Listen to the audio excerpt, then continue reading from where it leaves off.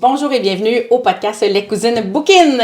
Aujourd'hui, on commence on commence pas, oui, c'est la première fois, mais on retourne à nos vieilles habitudes, à notre traditionnelle thématique de podcast, là, d'épisodes, c'est-à-dire les avis de lecture de la raton liseur. Oui. On revient dans nos habitudes parce que on a terminé la semaine dernière ou il y a 2 semaines là, le blog sur les résolutions. Oui, puis sur les meilleures lectures de 2023. Absolument. Puis, ce qui va peut-être nous amener plus tard à refaire un autre bloc thématique, on le sait pas, mais dans les prévisions, il devrait y avoir une nouvelle thématique, pas une nouvelle, mais on devrait reproduire la même thématique sur les BD cet été. Oui. Mais entre aujourd'hui et l'été, on devrait pas mal être en avis de lecture. En avis de lecture, oui. Si c'est votre préférence, bien vous voilà servi. Si vous voulez savoir quoi acheter quand vous allez bouquiner en librairie, on est là pour vous donner des suggestions. Absolument. Puis là, on niaise plus, on tarde pas. C'était rapide, mais on va droit au but. Pertinent. Marie-Claire, aujourd'hui, l'avis de lecture, tu le fais sur quel livre? Sur Kafka sur le rivage d'Haruki Murakami. Ça, c'est un auteur. Je vais attendre. Je vais inviter les gens à venir me voir, à écouter de la petite musique en plus. Puis après ça, je vais te poser 2-3 questions. Parfait. À moins que tu les aies déjà en tête, puis je vais te laisser aller, là. J'en ai plein à dire, mais on va le faire. Quand je commence, j'ai de la misère à m'arrêter. Oui, c'est ça. Puis là, on va se rendre compte qu'on n'a même pas entendu notre petite musique. C'est ça, on va être tout mêlés. Bien, avant de passer à cette musique qui est notre thématique des épisodes et du podcast Les Cousines Bouquines, je vous invite à vous abonner, partager, commenter, aimer les différents réseaux sociaux du podcast Les Cousines Bouquines. On se retrouve sur Instagram avec le même nom que le podcast. Puis, vous pouvez aussi nous retrouver, moi, sur Instagram.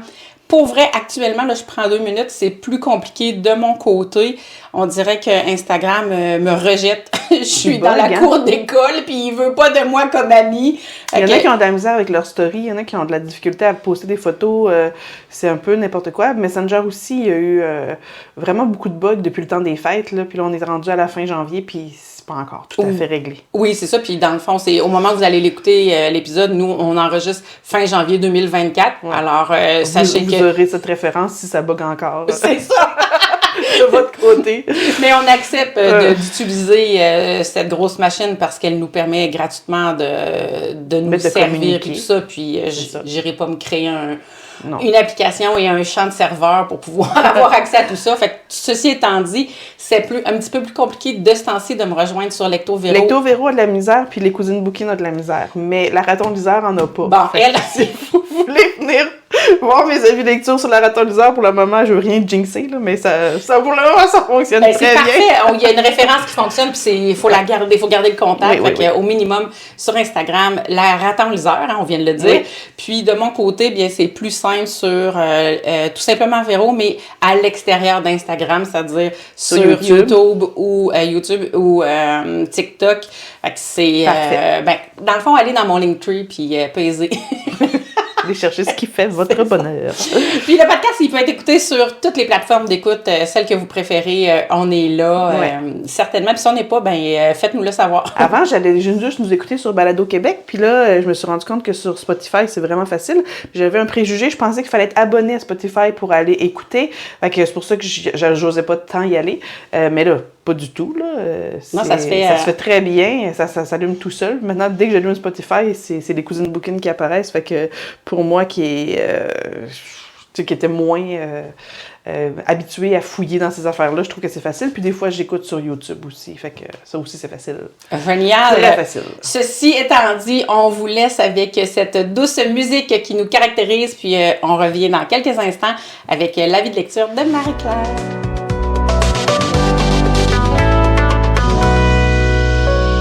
Marie-Claire, c'est à ton tour, puis pas de te laisser parler mode d'amour, mais bien... De me laisser parler de mon roman qui a été une belle lecture de 2023. Mais juste avant, si je peux me permettre, très rapidement, il faut que je fasse un erratum, parce que si vous avez écouté l'épisode précédent dans lequel on présentait les meilleures lectures audio et les meilleures lectures graphiques. Bon, alors j'ai fait deux coquilles plutôt qu'une. Une bourde. J'étais en train de faire deux affaires en même temps. Tu te rappelles, je t'avais dit que j'ouvrais pas mon cellulaire, mais je l'ai ouvert. J'ai fait une recherche, puis j'ai donné une information qui était pas la bonne. Je l'ai pas mal nommé, mais Liu 16, je l'ai nommé 16 Liu, fait que je l'ai comme nommé à l'envers. Mais nous, quand on cherche à savoir, à chercher l'auteur, c'est vraiment Liu 16. Je suis vraiment désolée de l'avoir nommé à l'envers. Mais au moins, c'est le bon... C'est le bon prénom. T'as inversé le prénom puis exactement. Nom de famille. Fait que t'as pas donné son œuvre à un autre auteur. Non, pas du tout. Par contre, j'ai mal mené son œuvre en la nommant le problème à 3 têtes, alors que c'est le problème à 3 corps.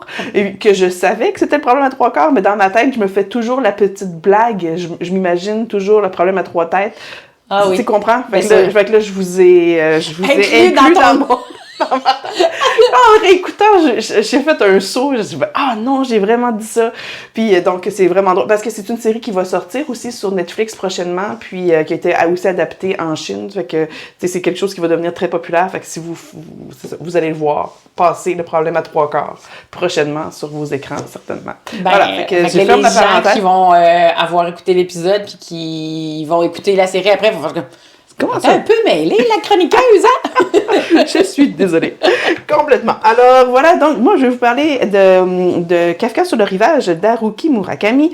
C'était le 2e roman de l'auteur que je lisais, et puis ça m'a... Non, c'est pas vrai, c'était le 3e. C'était le 3e, puis ça m'a vraiment ça m'encourage seulement qu'à poursuivre sa bibliographie, parce que je me rends compte que c'est une plume que j'aime beaucoup. Je vais vous parler. C'est ses premiers romans? C'est 1, 2, 3 premiers romans? Non, t'allais piger dans son c'est pas dans cet ordre-là. Pas parce qu'il a écrit différents genres, puis il a écrit des nouvelles, puis il y a quand même une bibliographie assez fournie. Okay, quand même. Celui-là, c'est le 10e de ses romans qui a été publié en 2002. Haruki Murakami est né en 1949 à Kyoto. Il a écrit en tout, je vous disais qu'il y a une belle bibliographie, là, 28 romans, nouvelles et essais. Fait que quand même. Puis, on qualifie son style de post-moderniste, réaliste, magique, fantastique, une touche de science-fiction. C'est difficile à classer. Chacun de ses ouvrages touche un peu à tout ça. Il y en a qui sont plus fantastiques, il y en a qui sont plus philosophiques, il y en a qui c'est carrément du contemporain. Fait qu'il faut vérifier un petit peu avant, aller voir les avis de lecture. Surtout si on aime moins un de ces genres. Oui, voilà, exactement. Et puis, il faut pas oublier non plus que ce sont des romans qui ont été écrits, pour... moi, les 3 que j'ai lus, ils ont été écrits dans les années 80-90. Il y a un rapport à la femme qui peut faire grincer des dents un peu. Il y a des trigger warnings aussi dans ce roman-là, mais je vous en parlerai à la fin parce que j'ai pas envie de vous faire peur, j'ai plutôt envie de vous inviter à le lire. Oui, puis il faut se rappeler, puis une petite note comme ça, quand on fait de la lecture d'un livre qui a été écrit à cette époque-là, il faut toujours bien accepter que autre temps, autre mœurs, là, tout à fait. Il y avait d'autres... Faut accepter ça, faut lire sans... Faut pas... si vraiment ça vous empêche d'avancer dans votre lecture, respectez-vous, mais sinon, je veux dire, moi, personnellement, je peux être en désaccord avec des propos, je peux être en désaccord avec des images, mais continuer ma lecture quand même, parce que trouver que globalement, l'œuvre est quand même géniale. C'est pas ça, la thématique, c'est pas l'écart entre les femmes, tu sais, ils traitent pas ça. C'est ça. Il nous passe une information parce que dans l'échange on se comprend. Là. Exactement. Puis, faut pas oublier non plus que c'est d'autres mœurs aussi parce que il est japonais, c'est ça exactement. Puis, il y a une façon, un petit peu comme les Anglais ont une façon d'avoir un rapport à l'humour différent d'une autre. Voilà, c'est ça. Oui. Donc, soyez... c'est pas mon humour à moi, là. Soyez avertis que, il peut y avoir des trigger warnings. Mais en gros, de quoi parle ce roman-là? C'est un roman qui est vraiment métaphorique, OK? On parle de Kafka, un jeune adolescent de 15 ans, qui prépare sa fugue. On comprend pas au début pourquoi est-ce qu'il veut quitter la maison familiale. Il vit avec son père, ça a l'air d'être une belle grande maison où il vit quand même dans l'opulence. Là, sa vie a l'air de bien aller, mais il trouve quand même qu'il a besoin de fuguer. Et il est en dialogue avec le garçon corbeau, un garçon qui va lui dire « Oublie pas de prendre ça, oublie pas d'amener ça, tu vas en avoir besoin pour ta longue fugue, ta. » Fait que ça a l'air de quelque chose de bien planifié, bien préparé. Alors, notre jeune garçon s'en va, prend l'autobus en direction d'une île sur laquelle il va rentrer en contact avec des gens qui travaillent, une personne en particulier, deux personnes en particulier, qui travaillent dans une bibliothèque privée. Et puis, il va se faire aider par ces gens-là. Donc, il va être logé, il va être nourri, puis il va un petit peu travailler dans la bibliothèque. Et puis, au début, on ne comprend pas vraiment la raison pour laquelle, il s'est enfui, qu'est-ce qu'il fait exactement là-bas, mais ça a l'air de bien lui convenir. Tout ça. On a en parallèle une autre histoire, celle de Nakata, qui est un homme à qui il manque des aptitudes intellectuelles, qui est une personne âgée et qui est capable de discuter avec les chats. Oh. Donc, il comprend quand les chats lui parlent, puis ils discutent ensemble, puis lui, il utilise ce talent-là, si on peut dire, pour se faire un petit peu de sous. Quand les gens du quartier perdent leur animal, ils vont lui demander d'entreprendre une recherche pour le retrouver. Bon, Nakata n'est pas très intelligent, mais il sait parler aux chats. Il parle comme ça. Alors, Nakata, donc, est capable de faire le détective privé pour les chats. Un jour, il va rencontrer un homme qui n'est pas vraiment gentil, qui veut du mal aux chats. Nakata va devoir interférer, on va devoir faire une action qui est un peu contre sa nature, mais il veut aussi protéger les chats. Et puis ça va bouleverser sa vie, ça va l'amener à être un fugitif. Il va devoir se sauver. Sur sa route, il va rencontrer un personnage qui va l'aider. Fait que c'est un peu comme une initiative, c'est comme une quête. Ben oui. Hein? Parce que de son côté, Kafka, lui aussi, est en fuite, puis il va rencontrer des gens qui vont l'aider. Nakata, même chose, va être en fuite, va rencontrer quelqu'un qui va l'aider. Vers la fin du roman, les deux vont se ramasser évidemment au même endroit. On va comprendre qu'est-ce qui les unit, les deux. Ils vont avoir des vies parallèles, si on veut un petit peu. Puis on va comprendre quels liens, justement, les unissent au fur et à mesure où le roman va évoluer. Il y a une grosse part de fantastique, il y a une grosse part de philosophique dans ce roman-là. Je l'ai dit dès le départ, il y a beaucoup de métaphores aussi qui s'éclaircissent au fur et à mesure que le roman avance. Mm-hmm. Et comment je pourrais dire... Pourquoi est-ce que ça devient aussi passionnant? C'est vraiment parce qu'on a l'impression, au début du roman, d'être devant un casse-tête qui est défait. Puis le casse-tête se fait pièce par pièce au fur et à mesure où le roman avance. On va toujours vers la résolution. Moi, c'est un peu comme ça qu'il construit ses romans, Haruki Murakami, avec une construction qui est toujours constante. Puis, à un moment donné, peut-être que là, on se demande « Ah, mon Dieu, où est-ce qu'il veut en venir avec ça? » Et là, tout d'un coup, les derniers morceaux se placent. Et puis là, on a la révélation, puis on comprend tout. Et donc, on se ramasse avec une fin de roman très satisfaisante, puis avec, finalement, on a l'impression d'avoir passé à travers toute une histoire, toute une aventure, et puis on se sent vraiment brillant à la fin quand c'est terminé, puis qu'on comprend le sens du roman. Oh. Mais au-delà de ça, on est satisfait, là. Je dis qu'on se sent brillant, là. Mais on se sent satisfait. C'est flatté un peu dans... Oui, mais je veux dire, l'auteur nous prend par la main quand même un peu vers la... non, c'est pas vrai. Il nous la rend pas si facile que ça. C'est pas vrai, mais il nous donne assez d'éléments tout le long de son roman pour qu'on ait tout ce qu'on a besoin pour remettre ensemble. Puis ce que j'aime beaucoup ce genre de lecture-là, c'est que comme c'est pas simple, puis c'est à différents niveaux de compréhension, on reste quand même longtemps dans l'univers après avoir fermé la dernière page. Oui. On reste à continuer d'essayer de voir est-ce qu'il y a des petites énigmes qui n'ont pas été tout à fait résolues pendant le roman. Fait qu'on reste quand même en mode... pas enquêteur, mais oui, c'est ça. Tu comprends? Ça nous habite encore longtemps. Le style d'écriture d'Haruki Murakami, il est vraiment plaisant aussi. Et, il va droit au but. C'est une écriture qui est pas chirurgicale, mais qui est propre. Tu comprends? Okay. Ouais, exactement. On sait où il s'en va avec ça. Il va pas faire de trop grandes descriptions des lieux, des personnages. Non, c'est ça exactement. Fait qu'on n'a pas l'impression pour ceux il y a des gens, des fois, parfois en lecture, qui aiment moins quand on perd du temps, justement, dans la description des lieux, la description des personnages. Fait que le personnage on va comprendre, les personnages, on va comprendre qui ils sont au fur et à mesure de la lecture, mais on n'aura pas 2-3 paragraphes pour nous parler de la couleur de leurs cheveux, là. Tu comprends? Ouais. C'est pas son style d'écriture du tout. Murakami, il est direct, il va droit au but. Puis, mais il est tellement tordu dans sa façon, des fois, de nous raconter. C'est fascinant. C'est fascinant. C'est un auteur que j'aime vraiment beaucoup. Est-ce que l'année est jeune, mais l'année a commencé? Est-ce que ça fait partie possiblement de tes coups de cœur ou c'est un... Ben, c'est mon dernier de 2023. Ah, OK, c'est vrai. Ouais, c'est mon dernier de 2023, mais je vais le garder dans mes excellentes lectures. Je te dirais un 4,5, comme il faut. On verra à la fin de l'année si... parce que ça me dérangerait pas de... de le faire changer d'année. De le faire changer d'année, puisque quand j'ai fait mon bilan, j'avais pas encore fini, j'étais en train de le lire. Oui, c'est ça. Je l'ai peut-être terminé au début janvier, je me rappelle pas exactement, mais... J'aurai ce privilège-là. C'est ça, si jamais il se romance là, mais je suis obligée de dire que présentement, que janvier est vraiment bien commencé, puis que j'ai déjà des coups de cœur, là. Pour vrai, moi, on dirait que ce que je vois sur les réseaux, là, il y en a tout plein des personnes qui font tellement de beaux livres, tellement plein de livres, tellement beaucoup de livres pour ce mois de janvier-là. Ouais. C'est impressionnant. Et puis, ça arrive... d'ailleurs, tu sais, là, je vais pas faire un avis de lecture là-dessus, là, présentement, mais entre Noël et le jour de l'an, je me suis lancée dans Blackwater. Je l'ai lu au complet. Ah, bon, vrai? Puis, écoute, j'en aurais repris autant, là. J'étais vraiment tellement happée. Qui est fini ou qui est encore en cours? Non, c'est fini parce que l'auteur avait écrit, lui, un livre à l'époque.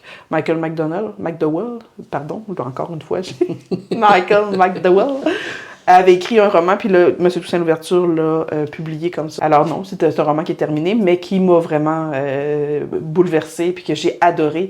Okay. Ouais, fait qu'on dirait que depuis, là... Mais tu sais, quand on dit qu'on fait des bonnes lectures, on accumule les coups de cœur. Ben, c'est peut-être parce que quand on fait, plus on lit, plus on fait les choix. C'est ça, exactement. Ça serait tellement le fun, hein? Ben oui, c'est ça. De dire, j'ai une pépite qui dort dans ma pile à lire depuis 3 ans. Mais ça sera pas une romance. Ça serait difficile que ce soit une romance. Ça serait difficile. Mais là, on se concentre sur Kafka parce que là, j'aurais le goût de parler de tout et de rien. Là. J'aurais une tisane à côté, puis là, on serait comme en mode... On serait en train de placoter. C'est ça. Mais ouais, tout ça pour dire que... Mais tu sais, dans ma pile à lire, j'en ai plus des Haruki Murakami. Là, même celui-là m'avait été prêté, puis... T'es allé l'acheter? Oui, ben il était commandé. Ah, depuis. Ouais, il était commandé depuis un bout de temps, puis j'attendais qu'il reçoive l'édition que je voulais. Dans le fond, puis entre-temps, il y a une personne qui m'a dit « Tiens, je te le prête », fait que je me suis dit « Ça tombe-tu bien? » Je vais le lire à l'avance. J'étais contente. Fait que là, ben, je sais qu'en 2024, je vais me procurer plus de ses ouvrages d'Haruki Murakami. Là, je fais le tour des... c'était l'objectif, tu n'avais pas parlé ça. Mais je fais... en fait, il fait partie d'un objectif que celui d'aller en bouquinerie ou aller chercher des livres usagés. Fait que c'est ce que je fais. Je cherche ces anciens ouvrages en librairie usagée. Pour le moment, j'ai rien trouvé, mais je continue de chercher. Bien hein. sûr. Il n'y a rien d'urgent. Je t'ai coupé la parole. Vas-y. Dans le fond, est-ce que je voulais dire, j'ai transitionné en te coupant la parole, je suis vraiment cheap. Désolée, je me sens pas bien de t'avoir coupé la parole. Tu n'en tiens pas rigueur. Dans le fond, ce que je voulais valider avec toi, c'est est-ce que ça faisait le tour de ton avis? Parce qu'il y a quelque chose qui me dit qu'il y a un quiz qui s'en vient. Oui, puis en plus, c'est un roman dans lequel je peux pas trop en dire non plus. Là. Fait que je vous ai vraiment juste décrit un peu l'ambiance, mais je peux pas trop en dire parce que dès qu'on commence à parler de... Hein, vous savez... On peut rapidement, sans s'en rendre compte, avoir... Moi, c'est mon genre, là, aller suivre un filon puis dire « Ah non, il fallait pas que je dise ça. » Donc, voilà. Il existe en plusieurs couvertures différentes pour ceux que ça intéresse. En plus, c'est pour ça qu'on peut faire une belle recherche, comme tu as dit, puis aller chercher l'édition, la commander, puis recevoir le cadeau qu'on voulait. Exactement. On est rendu au volet du quiz? On est rendu au volet du quiz, puis là, l'année commence. L'année commence. On recommence les quiz qu'on a fait l'année passée. Je sais que les gens ont aimé... Ben, pas les mêmes quiz, non? Qu'est-ce que je suis en train de dire là? Ben oui, non, mais j'ai compris ta formulation, mais dans ma tête, je me suis rattachée... Ben, tiens, on va vous repasser nos vieux quiz de 2023. Oh là là! L'idée de départ, c'était vraiment d'amener une interaction avec le public, avec les gens qui nous écoutent. Et puis, moi, je vous posais les questions à la fin de l'épisode, puis j'allais reposter, remettre les questions dans dans les stories le compte Instagram du compte Instagram des Cousines Bookin, dans lequel je vous invitais à répondre, puis là, vous aviez les réponses. Par contre, je voulais ensuite les mettre en pastilles pour pour que vous puissiez y référer plus tard. Ça ne fonctionne plus. Instagram bug à ce niveau-là. Ouais, on en a parlé un petit peu plus tôt. On en a parlé un petit peu plus tôt. Et puis moi, j'ai d'autres choses à faire dans la vie que de commencer à m'ostiner avec Instagram. Fait que je me suis dit qu'on va simplifier les choses pour 2024. Le quiz d'aujourd'hui, sans vous donner les réponses directement, c'est un quiz qui s'intitule « Avez-vous été attentif durant l'écoute du podcast? » Ah, mon Dieu! Les réponses sont dans le podcast. Alors, tout ce que vous aurez à faire pour trouver la réponse, c'est de réécouter au pire le podcast pour trouver les réponses. Mais dans le fond, l'idée du quiz, c'est vraiment juste de challenger puis de se dire, moi j'aime ça des fois, un petit quiz à la fin de quelque chose, là, pour dire, ah oui, c'est vrai, ça nous garde l'esprit allumé. Tout à fait. Alors, je vais commencer. Véronique, je te pose des questions, puis sens-toi à l'aise de répondre. Oui, hein? Sens-toi à l'aise de répondre. L'animatrice n'était pas à l'écoute du podcast, de l'épisode. L'épisode prochain, ça va être la même affaire. Oui, je sais pas si ça va mon niveau. Mais c'est pas grave, même si tu réponds pas la bonne réponse. Parce qu'on peut retourner en arrière et réécouter le podcast. Absolument, fait que moi je vais faire ça au montage. C'était ça la réponse. Bravo, championne. Bravo. OK. Alors, j'y vais avec la première question. En quelle année est né Haruki Murakami? Non, mais c'est pas grave. C'est pas grave. C'est pas grave. Puis là, je vais faire attention parce que je pense que mes yeux ont vu la réponse. Oui, mais... Fait que je voudrais pas tricher en plus, tu sais. La deuxième question, je pense que tu vas avoir la réponse. Alors, avec quel animal peut communiquer Nakata? Les petits minous, les chats. Les chats. C'est ta réponse? Oui, c'est les chats. Oui, c'est... Puis, tu sais, je vais dire ça comme une grande fille, là. C'est un chat, les chats. La troisième question, j'en ai parlé en tout début de podcast. En quelle année le roman a-t-il été publié? Au Japon. C'est-tu 2002? 2000. En tout cas, on est au début des années 2000. Là. OK, c'est bon. Ouais. Numéro 4. Dans quelles circonstances Kafka se retrouve hébergé dans la bibliothèque? Comment il a fait pour se ramasser là? Ma question est longue, là, mais pourquoi il s'est ramassé là exactement? Qu'est-ce qu'il a fait pour se ramasser, là? On dirait que je le sais, puis je ne sais pas. En même temps, mon cerveau fait comme, ben oui, tu l'as, c'est la réponse, je ne sais pas. Écoute, je vais passer à la question numéro 5. Alors, quel âge a Kafka? Un ado. Mais l'âge est 16, 17, 18, je ne sais pas. Ou peut-être un ado, peut-être plus jeune. Peut-être plus jeune. Mais moi, j'aurais dit 16, spontanément 16. Et là, puis là, je trouve ça super intéressant parce que les auditeurs vont pouvoir faire comme, t'es bien nul! Merci, tu m'as aidé à me souvenir de la réponse. C'est pas 2002, c'est 2006, tu sais. Donc, je trouve ça le fun. Je trouve ça intéressant. Fait que là, les auditeurs ensemble, là, on vient de créer quelque chose. Exactement. Tout à fait. Merci beaucoup, Marie-Claire, cette avis de lecture-là. Puis, je trouve que ça commence en force et en joie notre année 2024 avec notre série d'avis de lecture. Oui, qui n'a vraiment jamais de fin. Non. Tant qu'il y a des livres à lire, il y aura des avis lecture.